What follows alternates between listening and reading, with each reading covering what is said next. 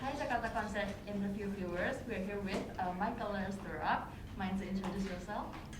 Yes, my name is Mikkel, and I'm the guitar player. My name is Yasha, I'm the singer. And I'm Kåre, I'm the drummer.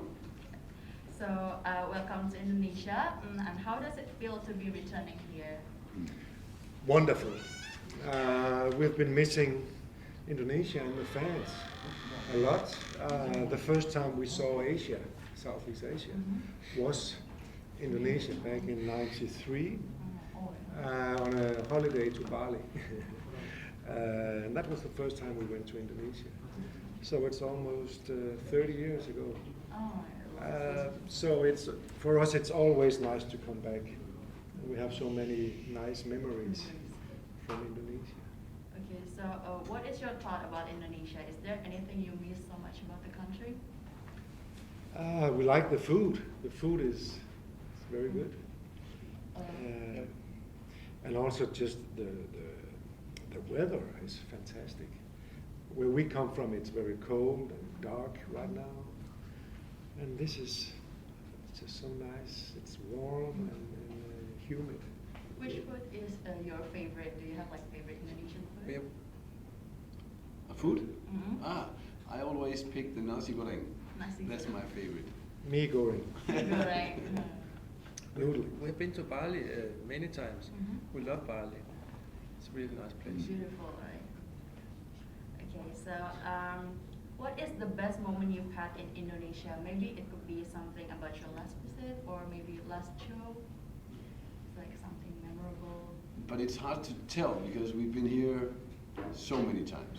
Literally at least at one time a year over the last 30 years. So Actually, there is a very memorable concert we played in Bali. And there was a book about Michael Lersterup. It was named, it was called It Never Rains in Bali. And it was a little internal joke, but we were told it was not going to rain because it never rained in Bali. And of course it poured down during the concert, so actually we had to stop after 5 songs. it was memorable. It was one of the few shows we had to stop actually during our career. That was here in Bali, yeah. But no, we have so many great memories from this country, and it's quite amazing. Beautiful. So, next question. What do you think about the development in the current music industry? What do we feel The about trends in the music industry. Yes, what do you think about the development The in development. music? Yeah.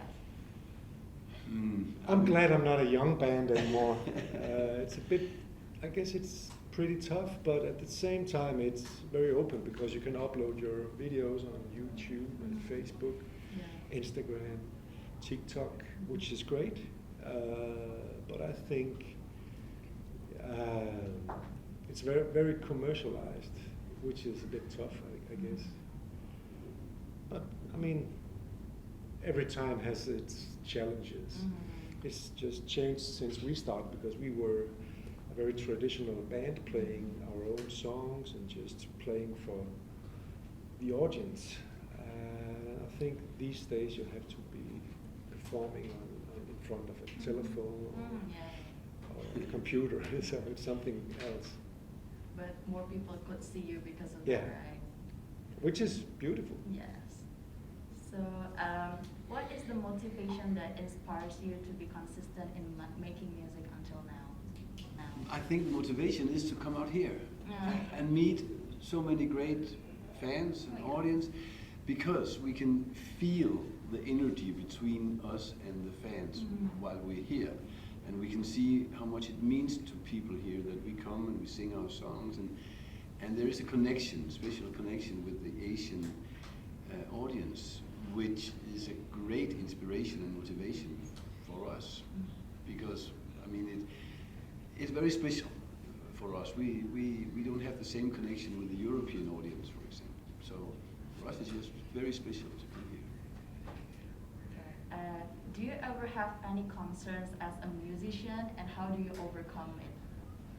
If we have problems, Do you have do you ever have any concern as a musician? Concerns? Yes, we have lots of concerns.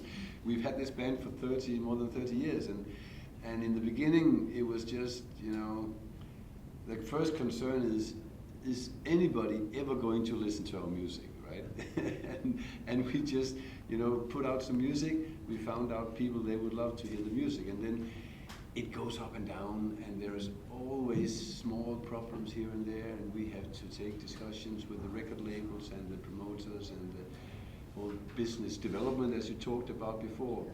For example, we are old school musicians, and we are not born with internet on our phones, right? So the concern could also be, will people forget bands like us now, where everything is digitalized, right? And everything goes into the internet. So I think there's been lots of questions and concerns over the years. Just something we have to deal with, like anybody else. How do you guys overcome it? Do you have any special tips about that? Well, I think we didn't grow up with all of these digital media. So I think we're not the best in using it as a tool of promotion. We use it sometimes, but it's not part of the way we regard a working day. We focus on the music, and we spend time on the music and making the music instead of spending time on promoting.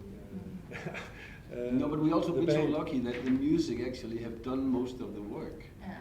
so to speak, because it's been out on radio, and now it's out there on Spotify and social media and all the services, and it's still around. The music is still being played, and people listen to it without us actually doing anything.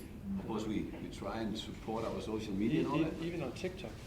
Even TikTok, yeah, we're huge on TikTok. We don't even have a profile. It's fun. We think it's quite fun, and we feel very lucky and blessed that development has helped us in reaching our fans, actually. But have you tried using TikTok, personally? I never tried it. I tried. I think it's so much fun. It's really a funny service and a fun application, but I don't go into it. I don't post stuff, and we don't have a profile as a band. We don't have the energy to be funny every day. No, we're not really funny, and we're not great dancers or anything like that. So maybe one day you will see us on TikTok. I don't know, but not you don't right really now. have to be a great dancer to be on TikTok. I know. So it could be anything. I know. Yeah. So,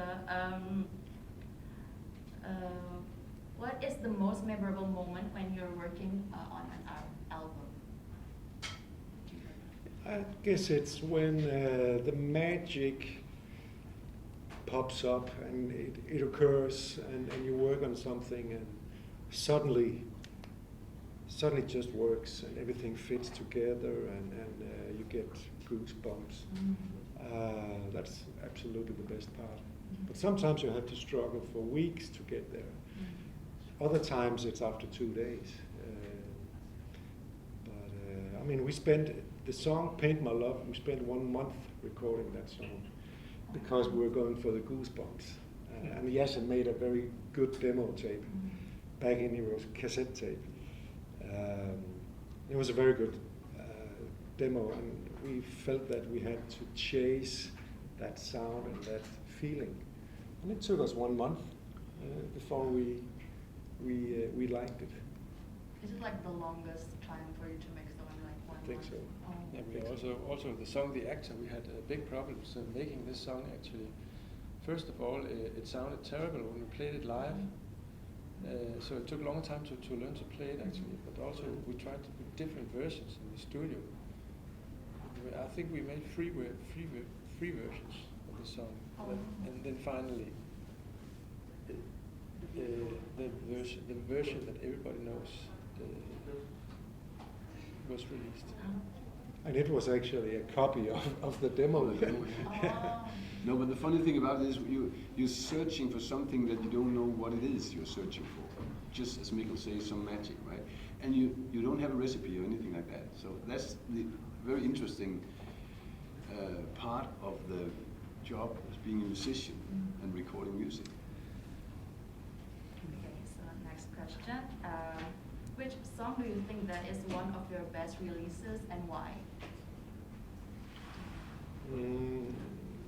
I think my personal favorite, one of them is Sunday, because it was the first song we recorded for the album called Played on Paper, and it was like everything just gelled. It was like it came to life in a very beautiful way, and I still get that feeling when I listen to it now. I feel that the song, for example, like the song called How Many Hours is wonderful and it's very relevant. It's a song about the war back in Europe in the 90s, and that's what we're seeing again now. So I like that we have a statement to try and make people focus a little bit about serious issues of life as well, besides from all the 200 love songs we also have. Is there any plan to release new songs soon? No plans actually, no. Sometimes it just occurs, you know. Sometimes we just feel, hey, now let's record this. And right now we're focused on this tour. We have a long tour coming up. We have more shows after this tour, and that's what we focus on right now. And while we're touring, we don't have much time to focus on making plans for recordings. So Just go it's going to have to wait until after Christmas to make new plans. Oh, okay. So, do you guys have any particular routine or ritual before going on the stage? Not really. Do we? I don't think we have, except we're doing a sound check. So there's no like chat like. No, we don't have. We don't stand and yell at each other in the head or No, dance or no. anything. I don't think so. So just like go straight to the. It's just, yeah, let's go. It's quite quiet actually. We like it to be quiet and just we try to focus for like 5-10 minutes before the show, and that's about it. So lastly, do you guys have something to say to your Indonesian fans? I'm not kidding, but we love our Indonesian fans, and we feel that it's amazing that we've had so many fans supporting us so constantly for so many years. It's completely amazing, and we can feel it just being back here. People didn't forget our music, they didn't forget our band, and we're so grateful. So we cannot thank the audience in Indonesia enough. It's because of you guys that we're still here. Yeah, we also meet a lot of fans in the hotel lobby, and they're coming. You know, there was a guy with his cassette tape from '95. Yeah.